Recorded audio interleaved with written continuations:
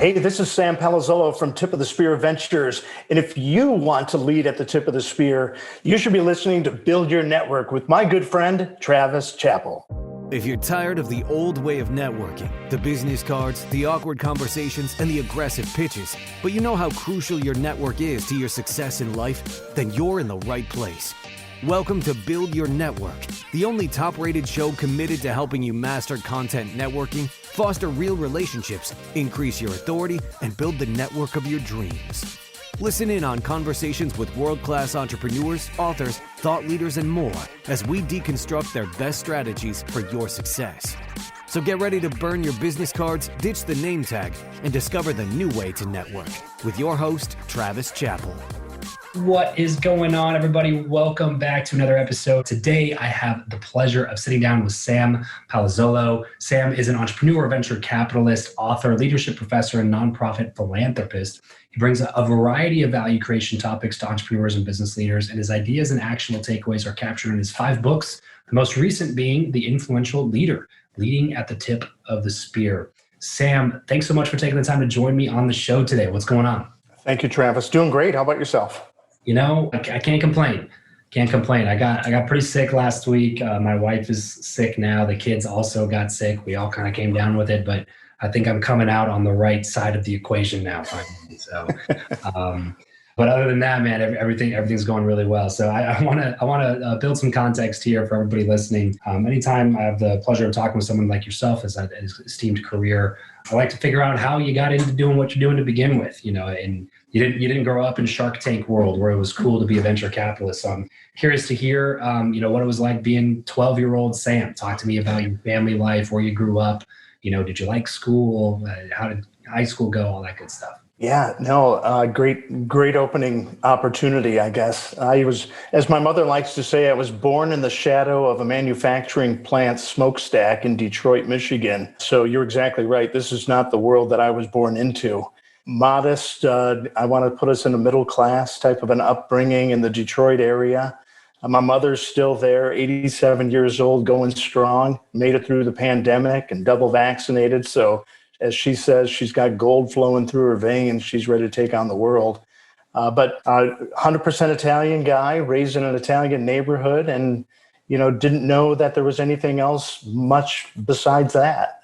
So I think it's one of those blessings where you don't know what you don't know until I started reading and found out there's a big world out there. And I'm the product of one household from birth all the way through going away to college. You start reading like fiction or nonfiction? No, I'm a good nonfiction guy. The fiction portion doesn't resonate. I did write one of my books is a fiction piece, but of the other 4, they're all nonfiction. So why did you start picking up nonfiction books at that age? I was consuming knowledge primarily because I wasn't satisfied with school. I was a good student, good B's. I mean, my father always told me never to get a C, and so that was the drive to get at least B's.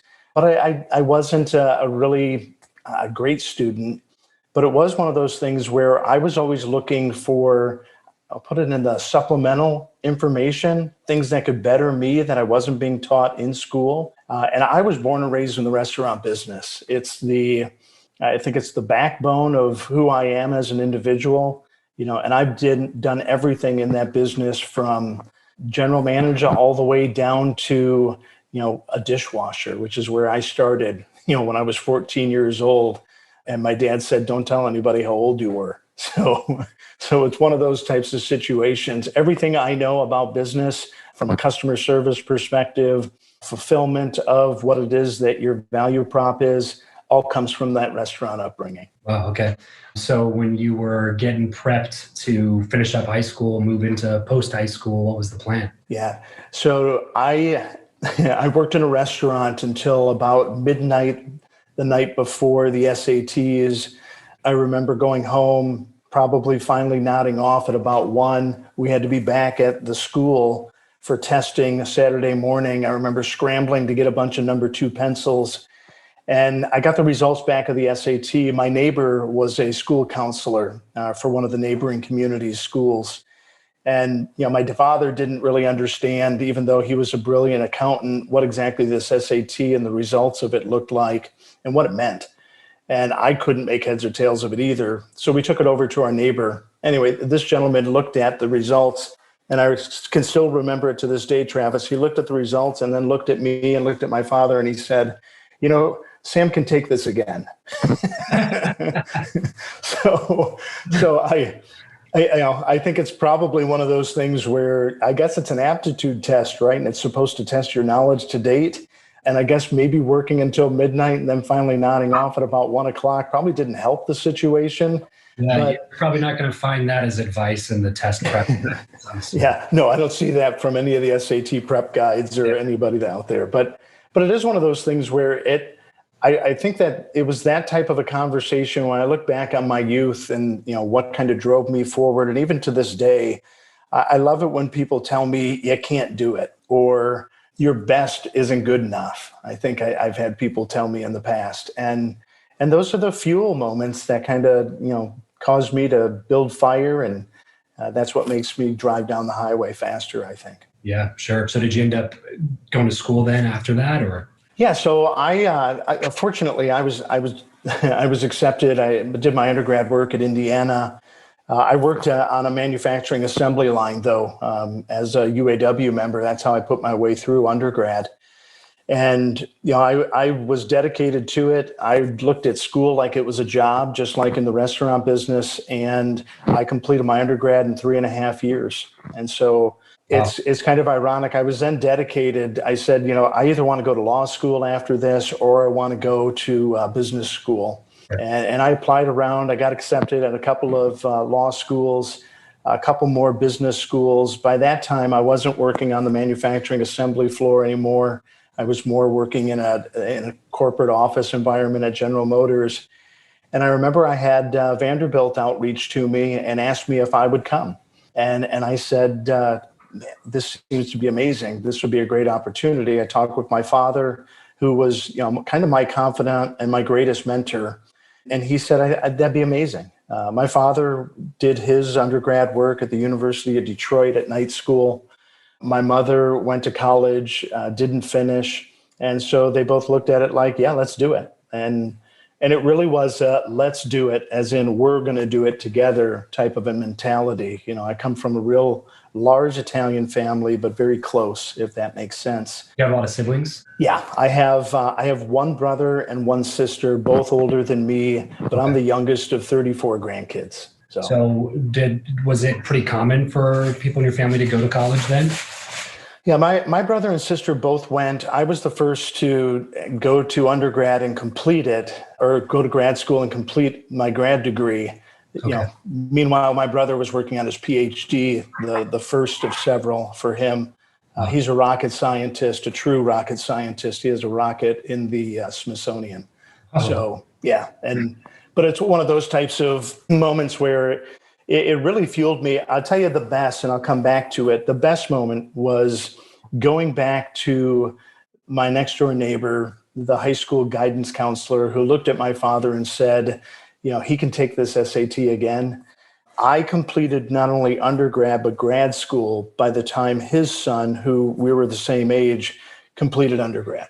So kind of one of those moments for me, early in the career path. I guess I chalk that up as a minor victory, if nothing more than, we said we were going to do it and we went out and we did it. How important is that though? Like a lot of times it's not even the accomplishment that matters. It's the fact that you figured out that you can accomplish it, right? I think there was a whole lot of benefits that came as a result of it. I mentioned my father was a great confidant and a mentor for me, but he was really kind of a macro type of a leader. In as much he would let me go and, figure it out. And part of it was that I think he had obviously vested interest in seeing me do well, but he really wanted me to go and figure it out. And I think it's that figure it out moment where I needed to figure out how to register for college courses, how to figure out how to get there, right? I was a guy I didn't have a car until I was, in my, late teens, early 20s.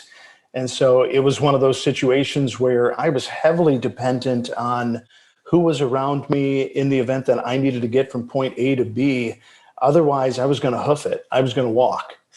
So kind of one of those situations, but you're right. The minor, I look at it as a minor victory today, but you've got to have those types of milestones that allow you to kind of tick off some success, whether those are low-hanging fruit success moments or maybe higher up on the food chain or in the fruit tree, so to speak. You got to give yourself some credit for the victories that you accomplish. Yeah, it helps build that confidence muscle to tell you that, like, hey, I wasn't in a position to be able to do this, but I figured it out.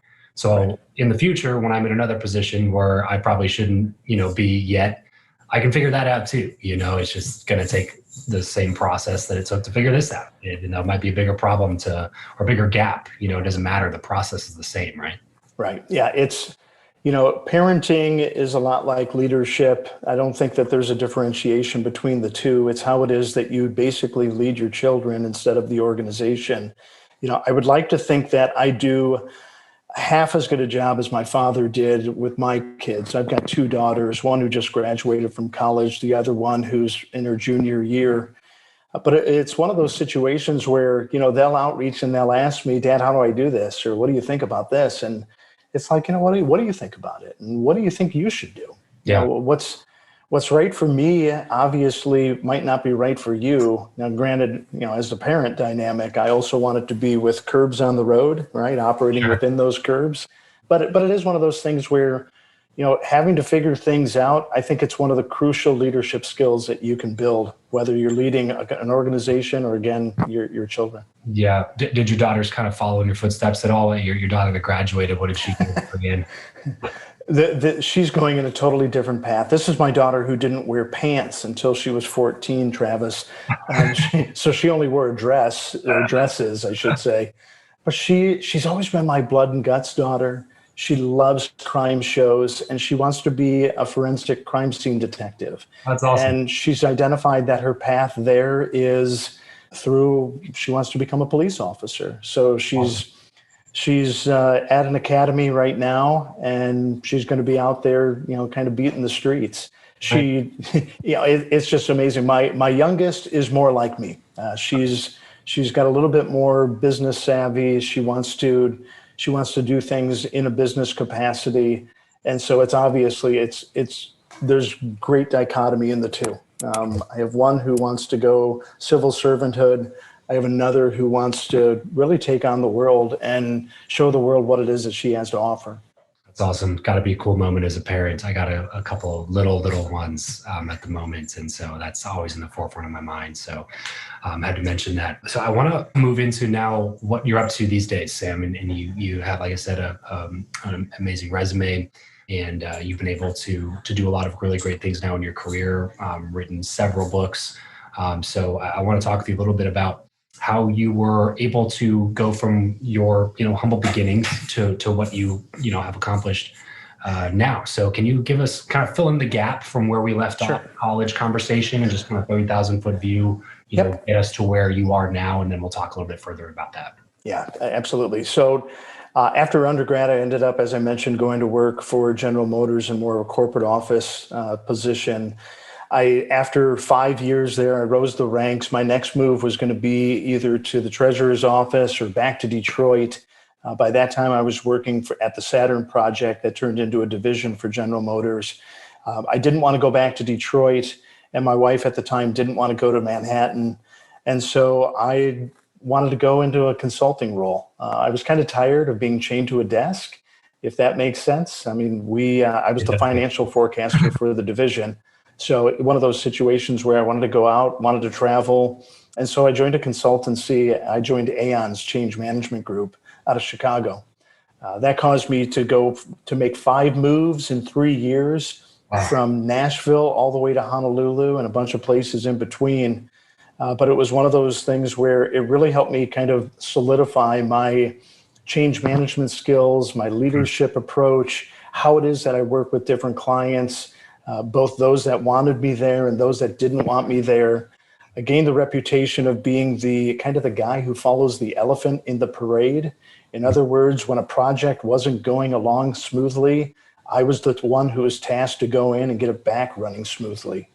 So it was a tremendous opportunity.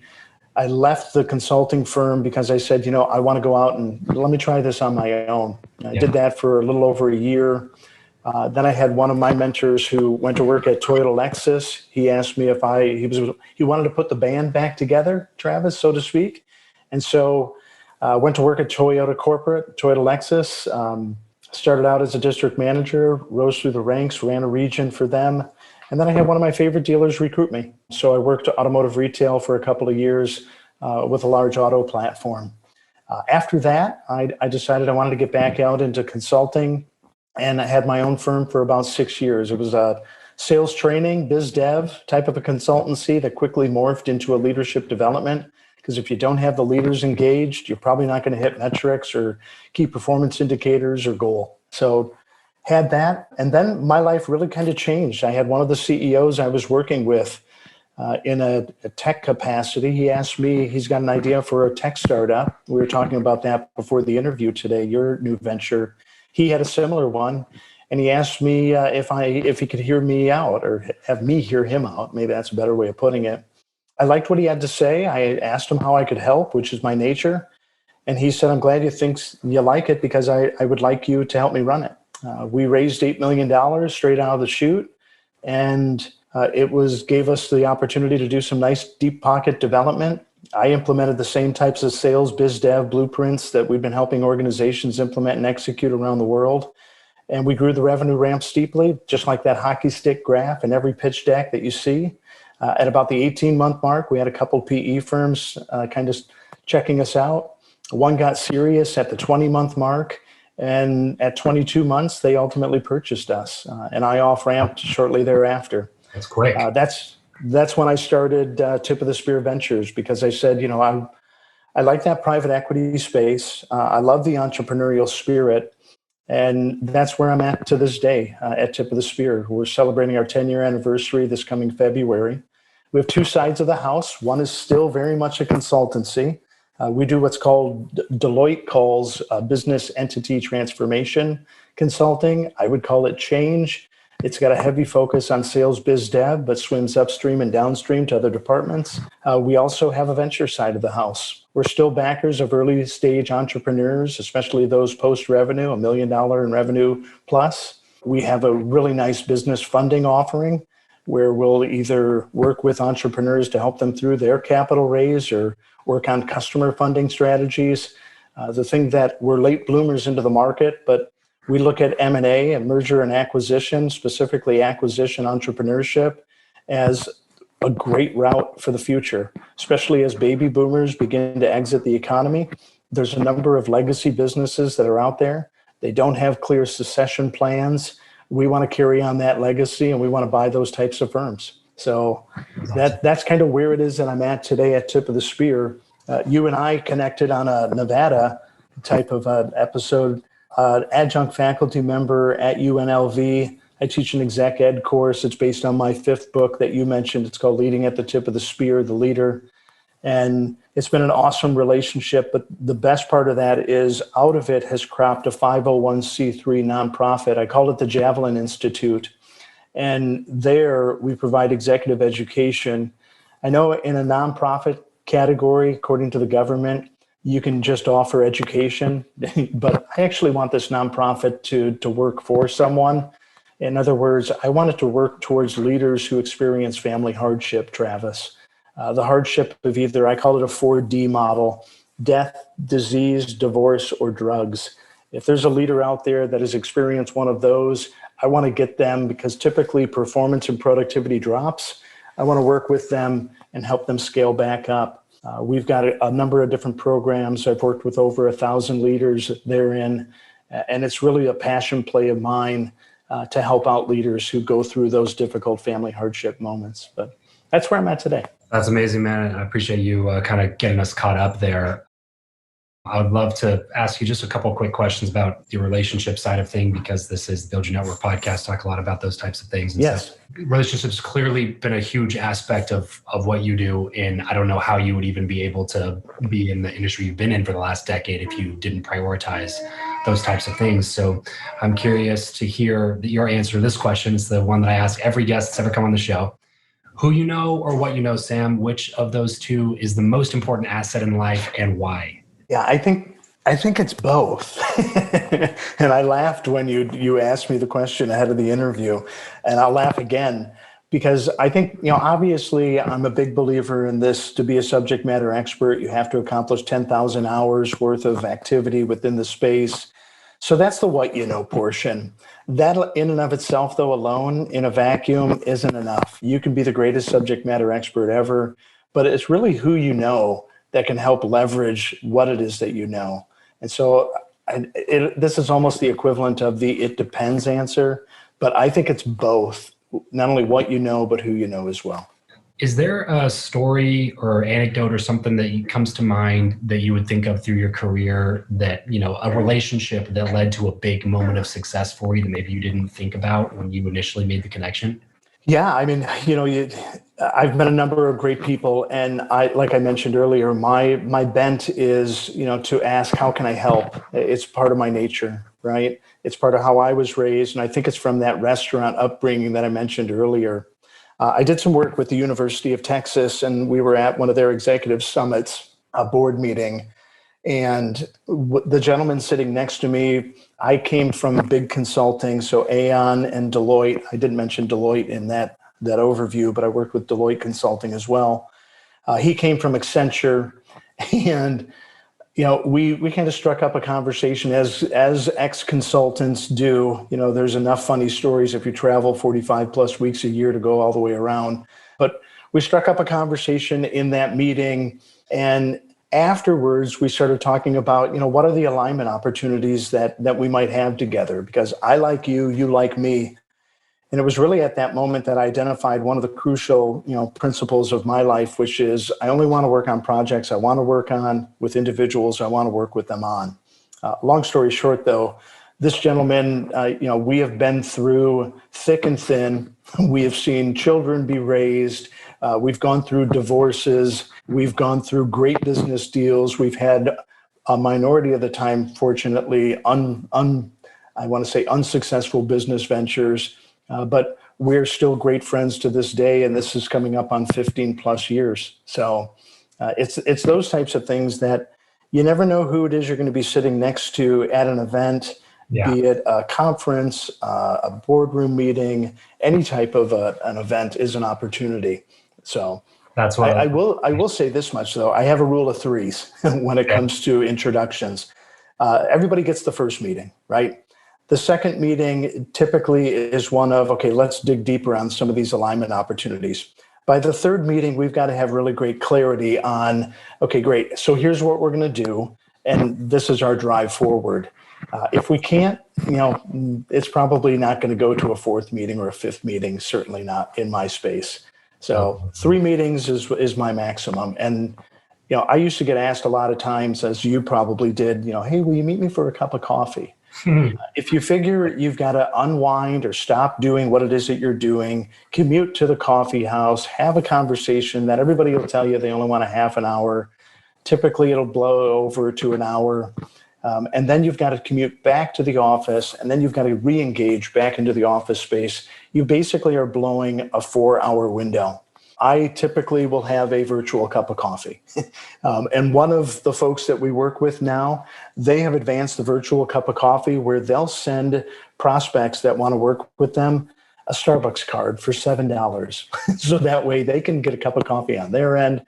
We'll have a cup of coffee on our end, and it's the perfect meeting. So love that rule of 3. I think that's a really great thing to be able to guard your time a little bit more. This has been awesome, Sam. I appreciate you coming on the show. I wish we had a little bit more time, but we are coming down to the end. I'd be remiss if I didn't at least ask you about the book that you have coming out now, The Influential Leader. Why now? And what are the top 1 or 2 takeaways that you want readers to get from that?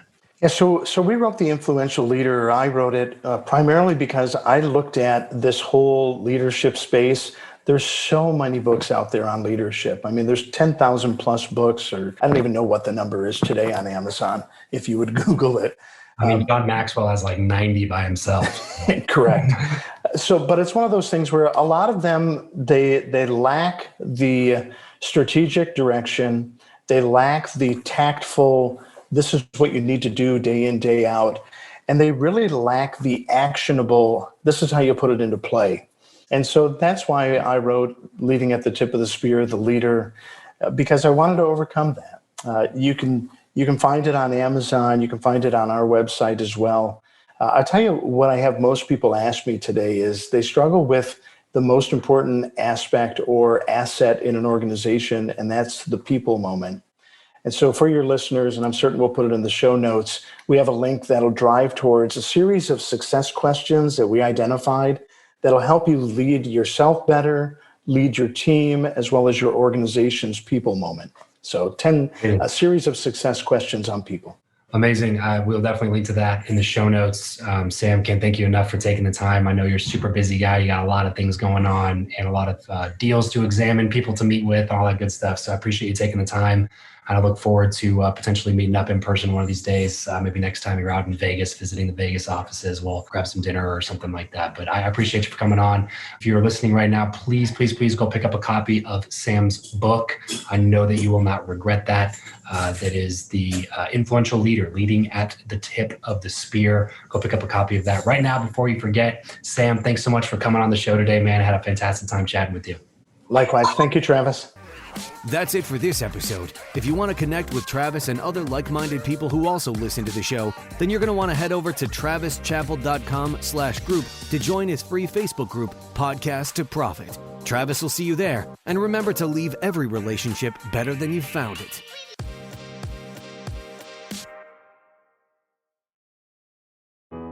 In the fight against COVID-19, testing offers another layer of protection in addition to vaccines. Go to vdh.virginia.gov and search by zip code to find a free COVID-19 test near you. A message from your Virginia Department of Health. Anyone can be ready for back to school, but with Staples Connect, you can be more than ready. Like, I got everything from my classroom and saved a ton ready. We've got more backpacks, more pens, and more supplies than you ever thought possible. So double knot your shoes, gas up the minivan, and smear war paint on your face. Staples has everything you need and more for the new school year. Let's do this. Just visit your nearest Staples store or go to staplesconnect.com for inspiration.